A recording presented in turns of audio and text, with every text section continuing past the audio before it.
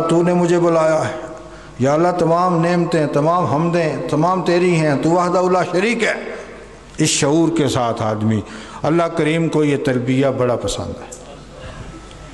یہ ایسی عبادت ہے کہ وہ ایک موقع پر جا کے جب آپ طواف شروع کریں گے اس سے پہلے آپ نے یہ تلبیہ ختم کرنا ہے، ورنہ بیٹھتے اٹھتے فرائض کے بعد سب سے بڑی عبادت یہ تلبیہ ہے، تو آدمی پڑھتا رہے اس کو۔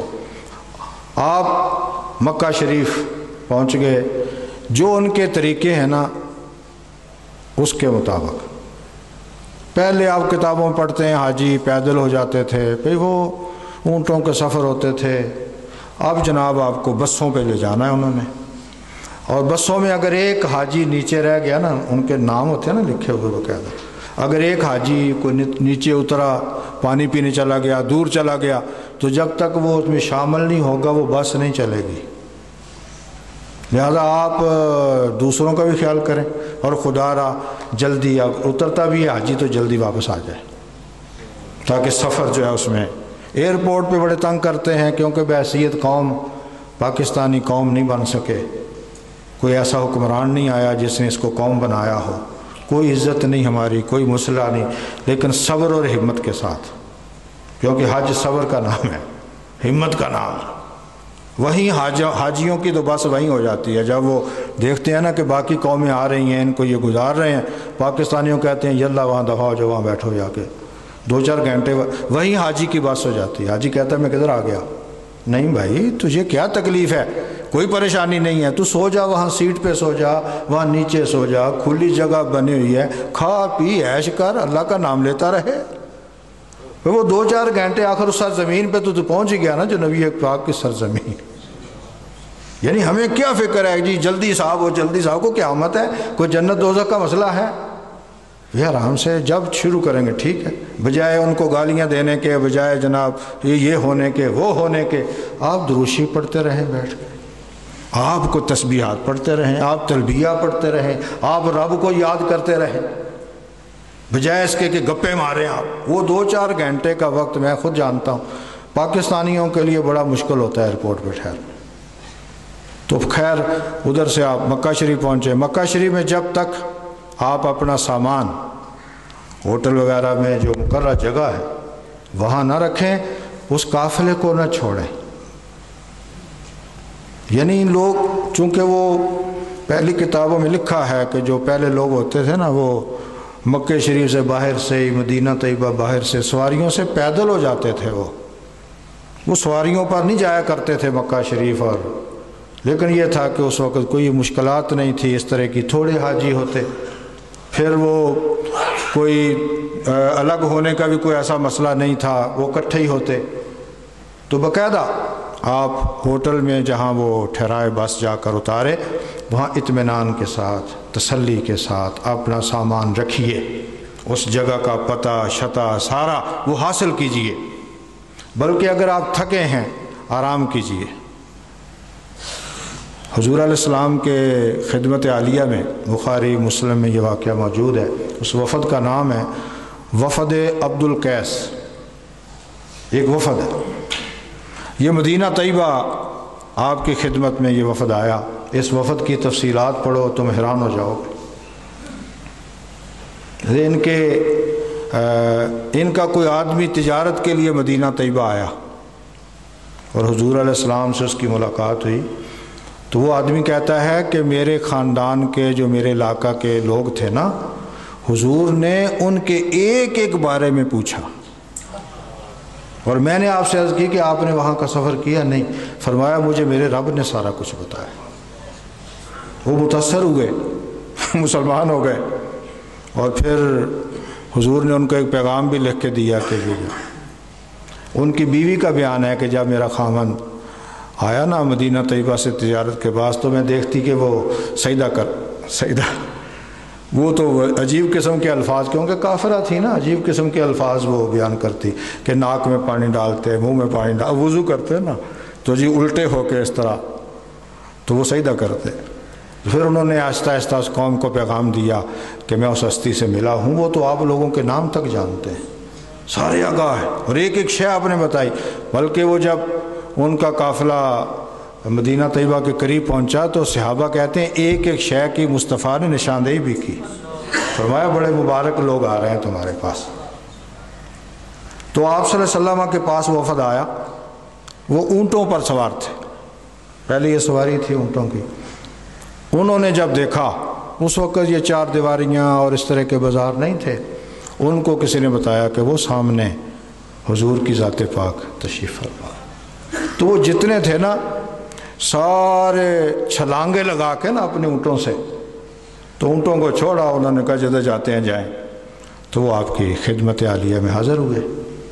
لیکن یہ جو آدمی تھا نا عبد القیس، وفد کا سربراہ، اس نے ان تمام اونٹوں کو سنبھالا، بٹھایا، کپڑے شپڑے بدلے، وضو کیا، جو بھی اس کا ایک طریقہ تھا وہ بدل کے وہ آئے. تو جب وہ آئے تو ان کا احترام مصطفیٰ نے پہلوں سے بھی زیادہ کیا. بلکہ فرمایا کہ اللہ کریم نے تیرے اندر جو دو وصف پیدا کیے ہیں نا، ایک ہے انات اور ایک ہے حلم.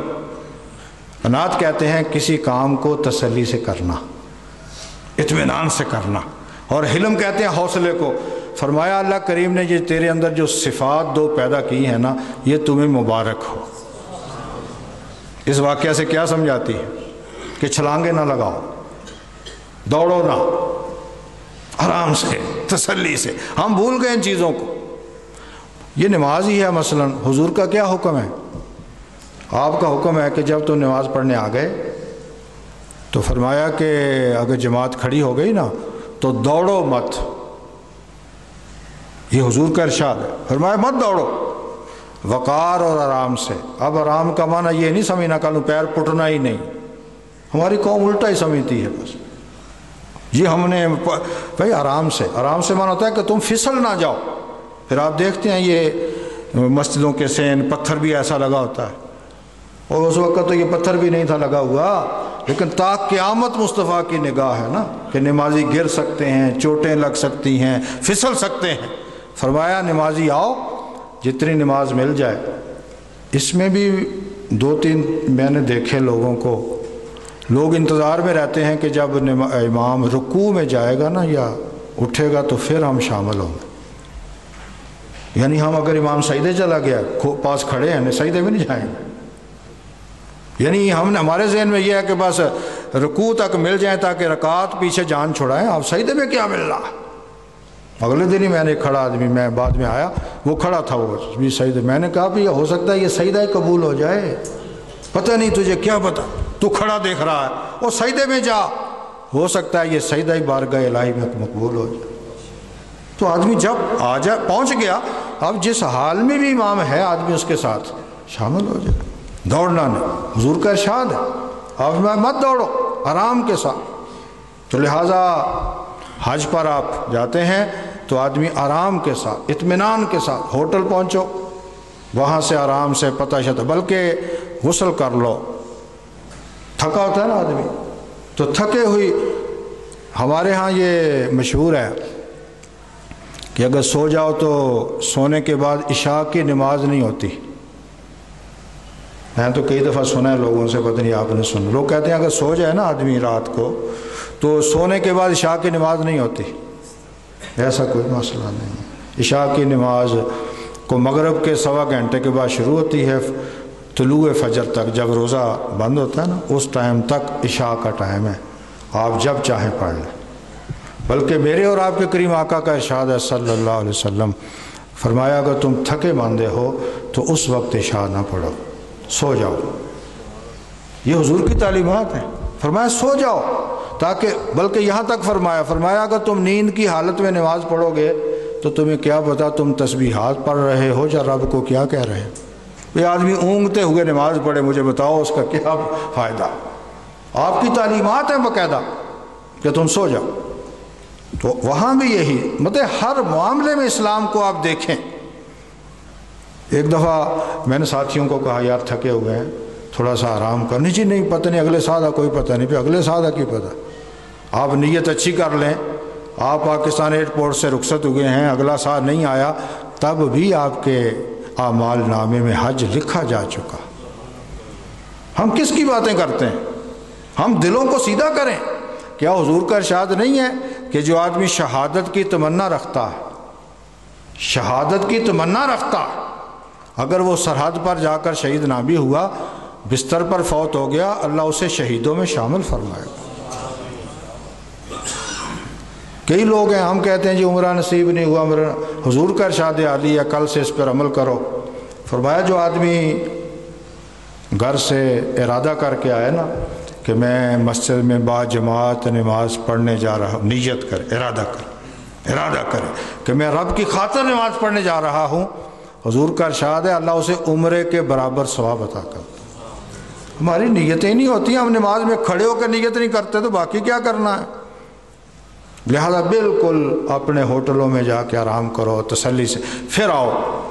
اور سب سے پہلے آدمی نے، اگر چونکہ ہم باہر سے جاتے ہیں تو نیچی نگاہوں سے وہاں داخل ہوں، شرمندگی کے ساتھ داخل ہوں، اپنے گناہوں کو یاد کرتے ہوئے داخل ہوں۔ باقی وہ انسان کی یا میری اور آپ کی بارگاہ نہیں ہے، وہ اللہ کی بارگاہ ہے، رسول کریم کی بارگاہ ہے۔ ماں سے بھی بڑھ کر ان پر اعتماد، اور مان پنجابی میں مان کا لفظ استعمال کرتے ہیں، مان رکھیے کہ وہ اپنی بارگاہ میں ہماری حاضری کو مسترد نہیں کریں گے، قبول ہی فرمائیں۔ پھر حضور کا ارشاد ہے کہ جب خانہ کعبہ کو دیکھو، اس کی زیارت کرو، تو جو بھی دعا کرو گے اللہ تعالیٰ قبول فرمائے گا۔ پہلی نگاہ کعبے پر پڑے۔ اب ہم دعائیں کیا کرتے ہیں؟ ہمارا مسئلہ تو کچھ اور عجیب سا ہے۔ حضور علیہ السلام کی دعا پڑھو کہ جب آپ کی پہلی نگاہ کعبہ پہ پڑی تو آپ نے کیا دعا مانگی۔ اس کے الفاظ کا ترجمہ یہ ہے کہ اے اللہ، حضور ہیں دعا کرنے والے، اے اللہ اس اپنے گھر کی عزت میں اور اضافہ فرما۔ ہم اپنے